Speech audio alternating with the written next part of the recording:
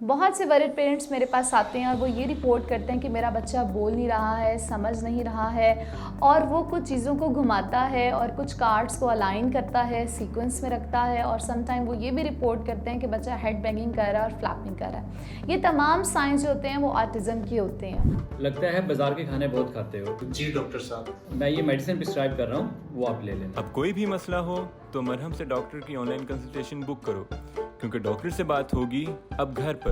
अस्सलाम वालेकुम, मेरा नाम खदीजा अब्बासी है। मैं एक स्पीच पैथोलॉजिस्ट और चाइल्ड साइकोलॉजिस्ट हूँ। मैं एक क्लिनिक रन कर रही हूँ जिसका नाम स्पीच लिंग्वा स्पॉट है और एज ए कंसल्टेंट सारा मेमोरियल हॉस्पिटल में अपने फ़राइज़ सर अंजाम दे रही हूँ। इनफॉर्मल असेसमेंट के बाद में पता चलता है कि बच्चे के किन किन एरियाज़ में प्रॉब्लम है।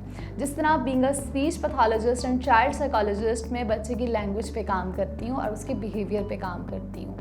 मोस्ट ऑफ द टाइम जब मैं ये असेसमेंट करती हूँ तो मुझे पता चलता है कि बच्चे या तो नॉन वर्बल हैं, वर्बल हैं लेकिन वो अंडरस्टैंड नहीं कर रहे चीज़ों को, यानी उनकी रिसेप्टिव लैंग्वेज पुअर है।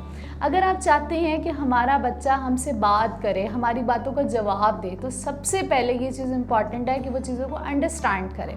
अगर बच्चा चीज़ों को अंडरस्टैंड नहीं कर रहा तो वो आपकी बात को या तो बिल्कुल आंसर नहीं करेगा या एक्विलेलिया करेगा। और एक्विलेलिया भी दो तरह का होता है, जिस तरह से डिलेड एक्विलेलिया और एक इमीडिएट एक्विलेलिया। डिलेड एक्विलेलिया के अंदर ये होता है कि अगर हम बच्चे से बात कर रहे हैं तो वो हमारे बात का आंसर करने की बजाय उस क्वेश्चन से रिलेटेड वर्ड्स को वो रिपीट करना शुरू कर देता है किसी पास्ट इवेंट के साथ एसोसिएट करके।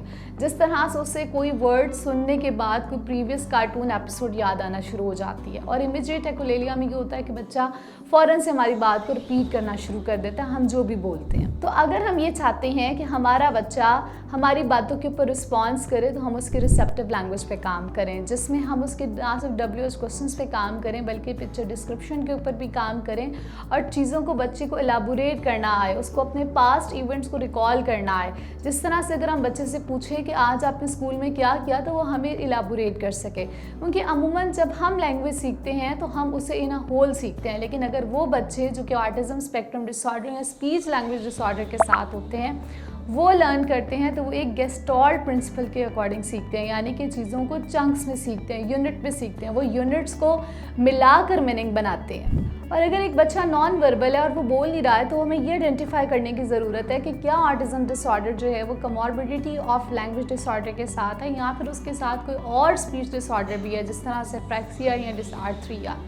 तो ये तमाम चीज़ें असेस करने के लिए हमें एक प्रोफेशनल की ज़रूरत पड़ती है। और अगर आप चाहते हैं कि आपका बच्चा अगर नहीं बोल रहा है या बातों को अंडरस्टैंड नहीं कर रहा तो आपको चाहिए कि फ़ौरन किसी स्पीच पैथोलॉजिस्ट और चाइल्ड साइकोलॉजिस्ट से रब्ता करें जो बच्चे के बिहेवियर असेसमेंट करे और साथ में उसके रिसेप्टिव लैंग्वेज पे काम कर सके।